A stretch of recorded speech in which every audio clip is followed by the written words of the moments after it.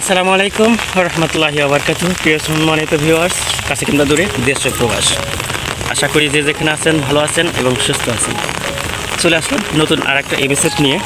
আর আজকের ভিডিওতে আমার ছোট্ট খামারের স্বপ্নের এবং ভালোবাসার আদরের গরুগুলোকে দেখাবো না, প্রাণীগুলোকে দেখাবো একদম প্রাকৃতিক, ন্যাচারাল এবং organic village reality, Bangladesh village life, village style real type. বাংলাদেশের মানুষের, গ্রামের মানুষগুলার বসত জীবনযাপন, রাস্তাঘাট, ক্ষেত ফসল, এগুলো নিয়েই আজকের ভিডিও হচ্ছে। যারা প্রবাসে থাকেন, আমি জানি, আমি একজন ইরাক প্রবাসী, দীর্ঘ 8 বছর একটানা প্রবাসে থাকছি। আমি সবচেয়ে বেশি ফিল করছি এই গ্রামের কাদামাটিগুলো, মেট্রো পথ, মেট্রো রাস্তা, বৃষ্টি ভেজা কাদাযুক্ত রাস্তাগুলো আর কাঁচামাটি, যেটাকে মায়ের জন্য যেমন একটা সন্তানের টান, মাতৃত্বের টান, ভাষার টান, এই কাদাগুলো, এই মাটিগুলো, মেট্রো রাস্তাগুলো দেখলে কেন যেন মায়ের প্রতি যে টানটা, যে ফিলটা আসে, আমারও ঠিক এরকমটা লাগে। আমার মনে হয় যে প্রত্যেকটা প্রবাসী এই রাস্তাগুলো, এই মোমেন্টামগুলো সবচেয়ে বেশি মিস করেন।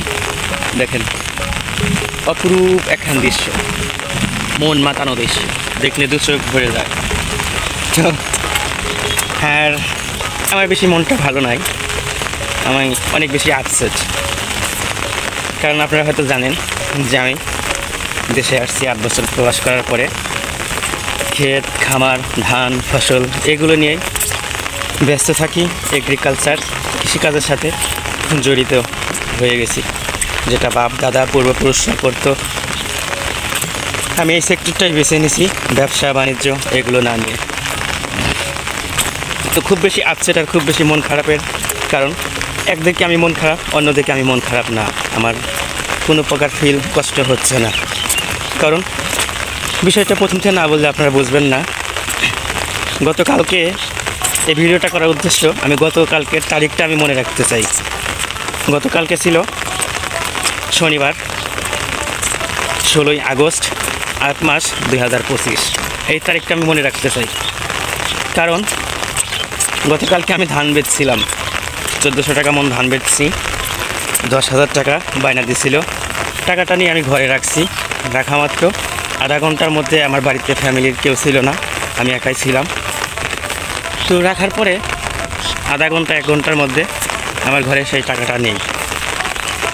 আমি যেখানে যে বালিশের নিচে টাকাটা রাখছিলাম, ওখানে আমার একজন শুভাকাঙ্ক্ষী, কেমন শুভাকাঙ্ক্ষী দেখেন, উনি শুয়েছিল, বসেছিল, আমার ফোনটাই ছিল শুয়ে থেকে। আর এটা এই যে আমার ক্ষেতে এসে গেছি, এটা বেসন ক্ষেত। এই ক্ষেতের ধানই আমি বিক্রি করছিলাম, এটা 40% জমির ধান। গরুর খামার, ক্ষেত খামারের সাথে পরিচিত তো জীবনযাপন। তো ভাবছিলাম কিছু ধান আছে, ধান করে বেছে 2 সপ্তাহ আগে একটা গরু কিনছিলাম। কালকে ধান বেছে আগামী সপ্তাহে একটা গরু কিনতে চাইছিলাম। আর হাতে 20,000 টাকা 25,000 টাকা ছিল। যাই হোক, ওই ধানটা বিক্রি করার পরে আধা ঘন্টার মধ্যে টাকাটা নেই। আমার সেই শুভাকাঙ্ক্ষীটা টাকাটা সরিয়ে ফেলছে। আমি ভাবছি যে যেহেতু আমার আপন মানুষ, নিজের মানুষ, তো আমি সকালবেলা টাকাটা রেখে 10 মিনিট আধা ঘন্টার মধ্যে টাকাটা নেই। যাই হোক, আমি এই বিষয়টা আর বাড়াতে চাই না।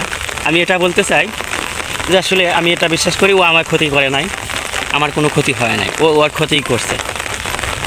এটা আমার হয়তো ক্ষণিকের কষ্ট। তাই আর সবচেয়ে বড় কথা কি জানেন, আমি একা মানুষ, আমার ধান সেদ্ধ, শুকনা, খড় শোকানো সব কিছু আমার নিজ এক হাতেই করতে হয়। বৃদ্ধ মা, সেও অত বেশি পারে না। এইবার খন্দর সময় যেই পরিমাণ কষ্ট হয়েছে খন্দ সারতে সবাই জানেন। আমি একা মানুষ, সমানে বৃষ্টি নামে, ছাড়ে, ধান মাথায় নিয়ে কী যে কষ্ট, কী যে পরিশ্রম আমি করছি, অমানবিক পরিশ্রম। একা 28-30 মণ ধান আমি শুকাইছি। তো এই পরিশ্রমের ফসলের টাকাটা যে নিয়ে আনিল, আমি মনে করি যে আমার ক্ষতি করতে পারে নাই, কারণ ও আর নিজের ক্ষতিটাই করছে। আমার ক্ষণিকের কষ্ট, তাই গাছ কাটলে গাছে পড়ে, তো এটাই। আর আমি এই বিষয়টা এখন মোটামুটি এর কোনো আমি সুরাহা বা সমাধান আমি পাইনি। তো আমি কালকেই ভেবে নিয়েছি সেটা আর পাবো না। তো যাই হোক, আমি এ নিয়ে এখন যদি আমি বাটি চালান দিই বা পরিবার রাখি, তাহলে দেখা যায় যে উনি আরও হুমকি দামকি করছে যে 10,000 টাকা নিছি, 10,000 টাকা হারাইছে, এর থেকে আরও বড় ক্ষতি করবো। যদি গ্রামের মানুষ জানাজানি হয়, জানে, তাহলে মান সম্মান যাবে তার। তো যাই হোক, আমি তো অসহায়, নিরুপায়, আমার বাবা নেই, ভাই নেই। আর এই কষ্টগুলো, এই ভিডিওটা ধারণ করার কষ্ট বলেন আর শোক বলেন, যেটাই বলেন না কেন, ভিডিওটা ধারণ করার উদ্দেশ্য আমি কালকের দিনটা স্মরণ করে রাখতে চাই, স্মরণীয় করে রাখতে চাই। মানুষ সুখের সময় স্মরণীয় করে, দুঃখের সময় স্মরণীয় করে রাখতে চাই আমি। আর সেই সাথে ভাবলাম যে আপনাদের প্রাকৃতিক ন্যাচারাল কিছু দৃশ্য আমি আপনাদের সাথে শেয়ার করি। ওইখানে দেখেন ছাতা নিয়ে ধানের চারা উঠাইতেছে বৃষ্টি, ঝিরিঝিরি বৃষ্টির মধ্যে। তো আর বেশি কিছু বলার নেই, আমি আল্লাহর কাছে বলি যে আল্লাহ, আমার এই পরিশ্রম, এই কষ্টের টাকা আল্লাহ তুমি তার ন্যায় বিচারটা করো। আমি তো অসহায়, আমি তো নিরুপায়। হে আল্লাহ, তুমি তো নিরুপায় না, তুমি তো অসহায়ও না, এর বিচারটা তুমি করো। আর এই ব্যথাটা আমি ভোলার আগেই তুমি আল্লাহ আমাকে বিচারটা দিও, কারণ এর থেকে সৎ পয়সা, হালাল পয়সা পৃথিবীতে হতেই পারে না। একজন কৃষক এই যে ধানটা কাটছে, সার দেওয়া লাগবো, নিরান লাগবো, কাটা লাগবো, কী পরিমাণ মেহনত, কী পরিমাণ পরিশ্রম একজন শ্রমিকের, একজন কৃষকের করতে হয়, তারা, আপনারা যারা কৃষিকাজ করেন তারা জানেন। তো যাই হোক, ভালো থাকবেন সবাই, সুস্থ থাকবেন। আজকের ভিডিওটা অনেক বড় করে ফেলছি, তার জন্য আন্তরিকভাবে আমি দুঃখিত। তো ভালো থাকবেন সবাই। ভিডিওটা যদি ভালো লাগে প্লিজ একটা লাইক করবেন, কমেন্ট করবেন আপনাদের মূল্যবান মতামত, আর একটা শেয়ার করে দেবেন আপনাদের বন্ধুদের মধ্যে ছড়িয়ে দিতে।